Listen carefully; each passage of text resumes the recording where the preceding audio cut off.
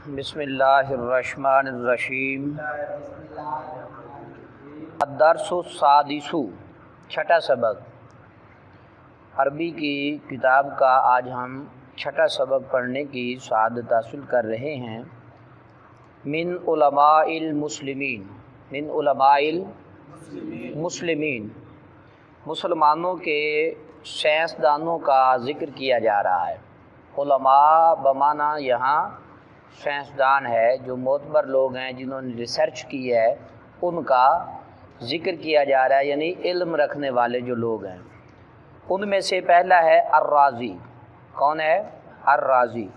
رازی کا پورا نام کیا ہے؟ ہوا ابو بکر محمد بن زکریا الرازی۔ رازی کا نام ہے ابو بکر محمد بن زکریا الرازی۔ ولدہ فی العراق، آپ عراق میں پیدا ہوئے۔ سنہ 420 ہجری، 420 ہجری میں آپ عراق میں پیدا ہوئے۔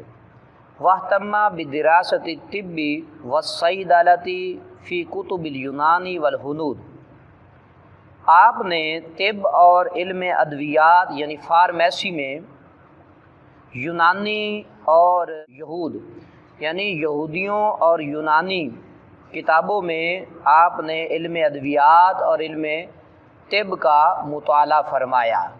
ٹھیک ہے، پھر سمجھے ذرا۔ واہتم بدراست الطب والصیدلۃ، آپ نے اہتمام کیا طب اور علم ادویات کے پڑھنے کا۔ فی کتب الینان والہنود، یہودیوں اور یونانیوں کی کتب میں۔ ولم یکتفی بالقراءۃ، آپ نے صرف پڑھنے پر اکتفا نہیں فرمایا، بل کان یعتمد فی طبہ علی التجربۃ والوصف الشامل لاسباب المرض وعلاماتہ وطرق علاجہ، بلکہ آپ نے اپنی طب اور تجربے کی بنیاد پر، وصف کہتے ہیں نسخے کو، تشخیص کو کہتے ہیں۔ ٹھیک ہے، ذرا پھر سمجھے ترجمہ۔ بلکہ آپ نے اپنی طب میں تجربے کی بنیاد پر، ٹھیک ہے، والوصف شامل، کامل تشخیص، ٹھیک ہے، لاسباب المرض وعلاماتہ، مرض کے اسباب اور اس کی علامتیں، وطرق علاجی، اور اس کے مختلف علاج پر آپ اعتماد کرتے تھے۔ بلکہ آپ اپنی طب میں اعتماد کرتے تھے تجربے کی بنیاد پر، والوصف شامل یعنی کامل تشخیص، مرض کے اسباب اور اس کی علامات اور اس کے مختلف طریقوں پر۔ وکانا یجرب الادویۃ علی الحیوان قبل ان یعالج بها الانسان، اور آپ انسانوں کے علاج کرنے سے پہلے ان ادویات کا، ان کا دوائیوں کا جانوروں پر آپ تجربہ فرمایا کرتے تھے، جانوروں پر آپ تجربہ فرمایا کرتے تھے۔ تبلغ مؤلفاتہ 214 کتابا، آپ کی جو تصنیفات ہیں وہ 214 کتابوں تک پہنچ گئی تھی۔ اعتمد علیہ الطب فی اوروبا منذ القرن السابع عشر، آپ پر یورپ کے رہنے والے آپ کی طب پر 17ویں صدی تک اعتماد کرتے ہیں۔ یعنی آج بھی یورپ کے اندر 17ویں صدی سے یورپ کے اندر جو ہے وہ آپ کی طب جو ہے وہ اپنائی جا رہی ہے۔ کن کی؟ ابو بکر محمد بن زکریا الرازی کی۔ آپ بہت بڑے سائنسدان گزرے ہیں۔ الادریسی، دوسرے سائنسدان ہیں الادریسی۔ ہوا محمد بن عبداللہ بن ادریس، آپ کا نام کیا ہے؟ محمد بن عبداللہ بن ادریس۔ ولدہ سنہ 494 ہجری فی المغرب العربی، آپ 494 ہجری میں مراکش میں پیدا ہوئے، یعنی عرب کا جو مغربی ملک ہے مراکش، اس میں پیدا ہوئے۔ اہتم بالدراسات الجغرافیہ، آپ نے بھی جغرافیہ کی تعلیمات کا انتخاب فرمایا، اہتمام فرمایا۔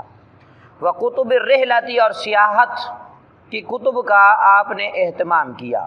والتقى بالتجار والرحالۃ، آپ تجارت کرنے والے اور سیاحت کرنے والے لوگوں سے ملاقات کیا کرتے تھے۔ وکان یسألہم عن بلادہم، اور آپ ان سے ان کے ملکوں کے بارے میں پوچھا کرتے تھے۔ وسافر الی بلاد الشرق، اور آپ نے سفر کیا مشرق کے ملکوں کی طرف۔ وزار الاندلس، یعنی اندلس، آپ نے اندلس شہر کی سیر کی، زیارت کی۔ وبعد البلاد الاسلامیت الاخرى، اور دیگر اسلامی ممالک کو آپ نے وزٹ کیا، ان کی سیر کی۔ وعمل فی سکلیت، آپ نے دانتوں کے بارے میں بھی کام کیا۔ وقد صنع قرۃ من الفضۃ، آپ نے چاندی سے ایک گیند بنا دی۔ چاندی سے کیا بنائی؟ گیند بنا دی۔ اور ورسم علیہ خریطۃ الارض، اور اس پر زمین کا نقشہ بنایا۔ کیا بنایا؟ زمین کا۔ کس نے بنایا نقشہ؟ ادریسی نے۔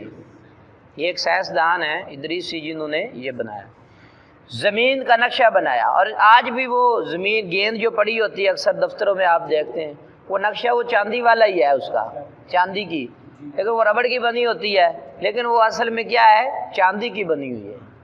آپ نے دھاتوں کے بارے میں کام کیا، بے شک قد صنع قرۃ من الفضۃ، آپ نے چاندی کی گیند بنائی۔ ورسم علیہ خریطۃ الارض، اس پر زمین کا نقشہ بنایا۔ وشرح ما رسمہ علیہ فی کتابہ نزہۃ المشتاق، آپ نے پھر اس کی تشریح کی، وضاحت بیان کی، جو کچھ آپ نے اپنی کتاب میں وہ لکھا، آپ نے جو کچھ اس نقشے پر تحریر کیا تھا، اسے اپنی کتاب نزہۃ المشتاق کے اندر آپ نے وضاحت فرمائی۔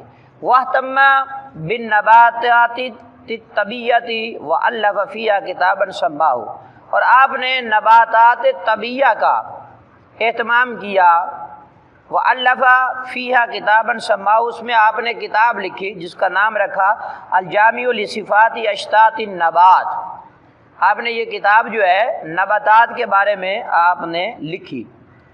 وقد استفاد الاوروبیون من مؤلفاتہ، اور بے شک آج بھی یورپ کے رہنے والے جو لوگ ہیں وہ آپ کی تصنیفات سے استفادہ حاصل کرتے ہیں، فائدہ حاصل کرتے ہیں۔ عزیز طلباء، آج ہم نے عربی کی کتاب کے 6 سبق کا پہلا حصہ پڑھ لیا۔ اللہ تعالیٰ آپ سب کو علم نافع عطا فرمائے۔